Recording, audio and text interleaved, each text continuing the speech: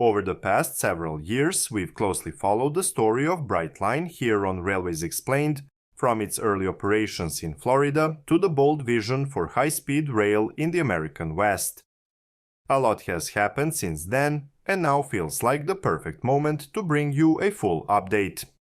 So, in this video, we're revisiting both Brightline East and Brightline West to explore what's been accomplished, what lies ahead, and why this private railway company may hold the key to America's high-speed rail future.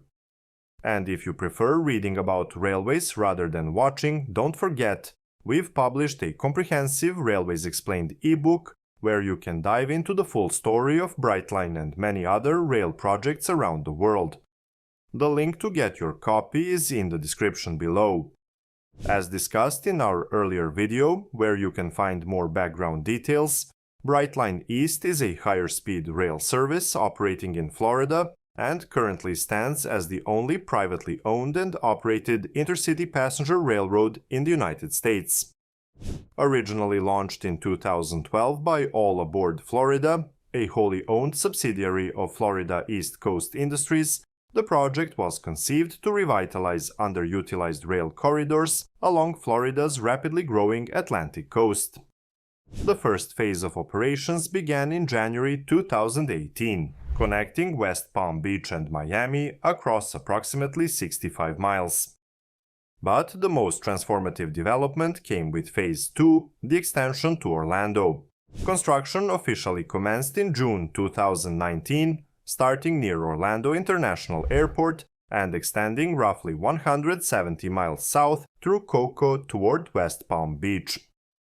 Despite the disruptions caused by the COVID-19 pandemic and global supply chain challenges, the project was completed with only a slight delay, opening to the public in September 2023, just a year later than originally planned. The total cost of the expansion reached approximately $6 billion. To manage the scale and complexity of the work, Brightline divided the Orlando extension into 4 major construction zones. Key infrastructure included the construction of 56 bridges, 3 new underpasses, and upgrades to 156 railroad crossings to enhance traffic safety. The project also included a $100 million vehicle maintenance facility and the complete build-out of a new passenger terminal within the Orlando International Airport, designed to integrate seamlessly with the region's broader transportation network. Looking ahead, Brightline is already preparing for Phase 3, a proposed 84-mile extension from Orlando to Tampa following the Interstate 4 corridor. The project is being evaluated for phased implementation, with initial construction potentially targeting stations near the Orange County Convention Center and South International Drive, before extending the line further west to downtown Tampa. In support of this future expansion, the U.S. Department of Transportation awarded a $15.9 million grant to help fund preliminary engineering and environmental studies. The proposal has also gained strong regional backing, with endorsements from the Suncoast Transportation Planning Alliance and the Central Florida Metropolitan Planning Organization Alliance. Today, Brightline connects Miami and Orlando with trains powered by Siemens Charger locomotives, paired with Siemens Venture coaches, modern, comfortable, and capable of reaching top speeds of up to 125 miles per hour. These train sets, acquired beginning in 2017, were purpose-built for Brightline's unique service model. Now let's talk speed and travel times, because that's where things get interesting. Brightline trains operated up to 79 miles per hour between Miami and West Palm Beach, up to 110 miles per hour from West Palm Beach to Cocoa, and up to 125 miles per hour on the final stretch between Cocoa and Orlando. The total travel time between Miami and Orlando is approximately 3.5 hours. Comparatively, the same drive on Florida's Turnpike also takes about 3.5 hours without traffic jams, and a bit longer if using I-95 and SR 528 via Cocoa. A flight between Miami and Orlando is only about 1 hour in the air, but once you factor in the 2-hour airport arrival recommendation and include last-mile transportation, the total journey time becomes very similar. Brightline is operating 18 daily round trips between Miami and West Palm Beach, with 14 of those continuing north to Orlando. About half of those services make all local stops, while the others skip Boca Raton, which was added to the system following a city partnership in 2019. A similar partnership brought the Aventura station online near Aventura Mall after Miami-Dade County allocated $76 million for its development in late 2019. Construction began in 2020 and was completed in June 2023. Ridership has reflected the growing demand for modern, comfortable intercity travel. In its first 2.5 months of operation, Brightline carried over 74,000 passengers, 3 times more than the company had initially projected. By the end of 2018, the system had transported nearly 600,000 passengers, and it surpassed the 1 million mark by August 2019. Like nearly all public transportation systems, Brightline experienced a sharp decline during the COVID-19 pandemic, suspending operations from March 2020 until November 2021. However, the post-pandemic recovery was swift and impressive. In 2022, Brightline surpassed its pre-pandemic performance from 2019, reaching 1.2 million passengers for the year. The upward trend continued in 2023, with the system carrying over 2 million passengers, followed by a record-breaking 2.8 million riders in 2024, marking the highest annual ridership in the company's history. But despite its successes, Brightline has faced a major challenge: safety.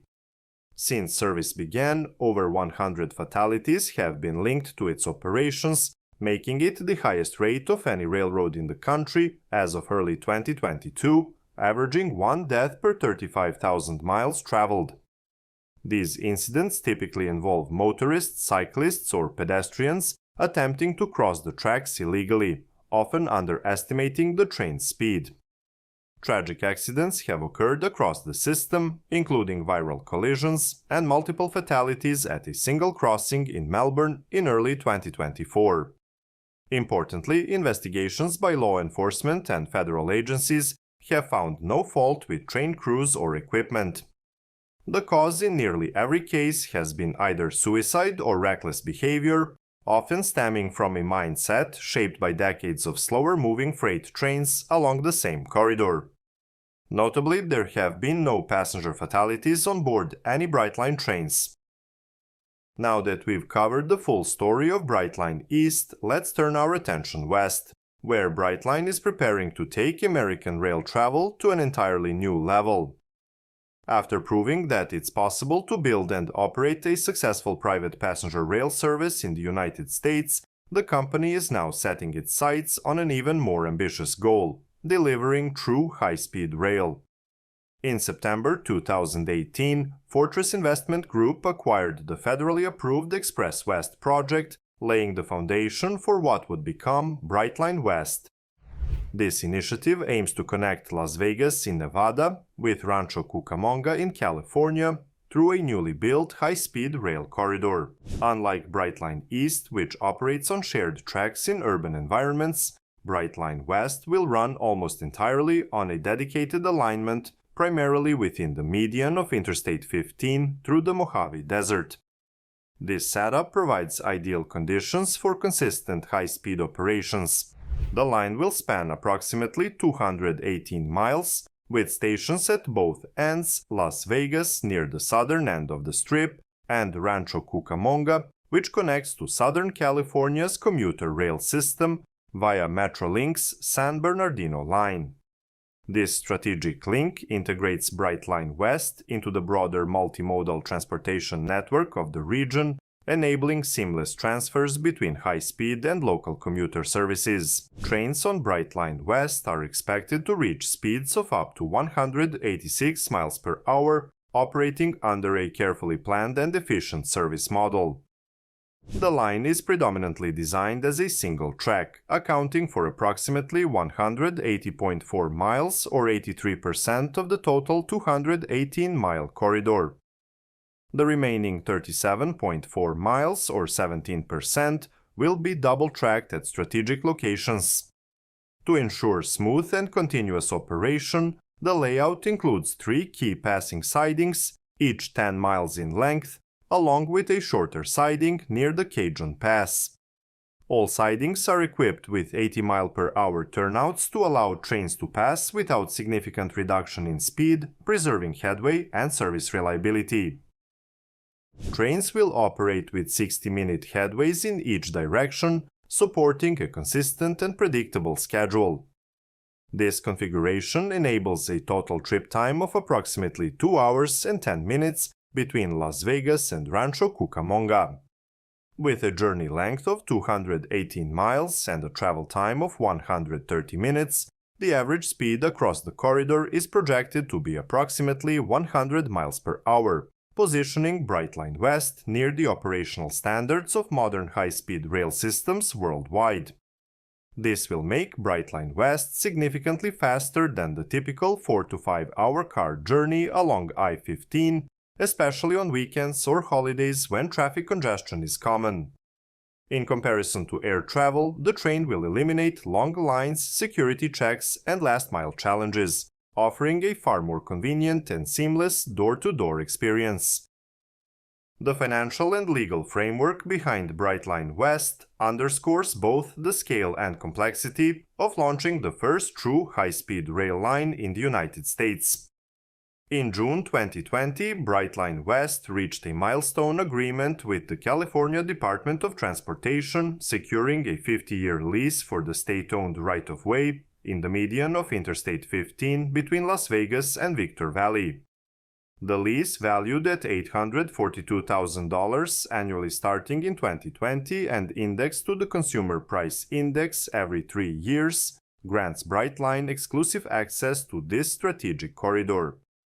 A similar lease agreement was signed in March 2023 for the Apple Valley to Rancho Cucamonga segment, completing the necessary legal groundwork for the full alignment. While initial estimates in 2020 projected construction costs at around $8 billion, updated figures from 2025 now place the total cost at approximately $12.4 billion. To support the project's financing, Brightline West applied for $3.8 billion in federal funding through the Infrastructure Investment and Jobs Act in early 2023. The bid received strong bipartisan support from congressional representatives in both California and Nevada. In December 2023, the U.S. Department of Transportation responded by awarding $3 billion in grant funding, with the agreement formally signed in September 2024. In parallel, Brightline secured $2.5 billion in private activity bonds from the Department of Transportation in January 2024, adding to the $1 billion previously allocated in 2020. The remainder of the required capital, estimated to be above $6 billion, will be raised through private investment consistent with Brightline's public-private partnership model. The construction of Brightline West has been strategically divided into several contract work zones, each tailored to the unique geographical and engineering demands of the 218-mile corridor between Las Vegas and Rancho Cucamonga. The alignment has been split into 4 major civil sections, with the Nevada Civil Zone covering approximately 34 miles of rail construction on the Nevada side, including complex structures such as the St. Rose Parkway Pergola. On the California side, the line is segmented into California Civil North, Middle, and South. California Civil North is the longest and most substantial package, encompassing 110 miles of rail construction work. California Civil Middle involves 39 miles of construction and features the 3,800-foot Barstow Viaduct, while California Civil South, which passes through the Cajun Pass, includes 34 miles of track laid on a challenging 5% grade. The delivery model for the project follows a design-build approach with different pre-construction partners engaged across components. The civil work is led by a consortium of firms including LVP, Kiowit, Skanska, and Acciona Security Paving. Their responsibilities span highway modifications, embankment and barrier construction, and sub-ballast rail corridor work.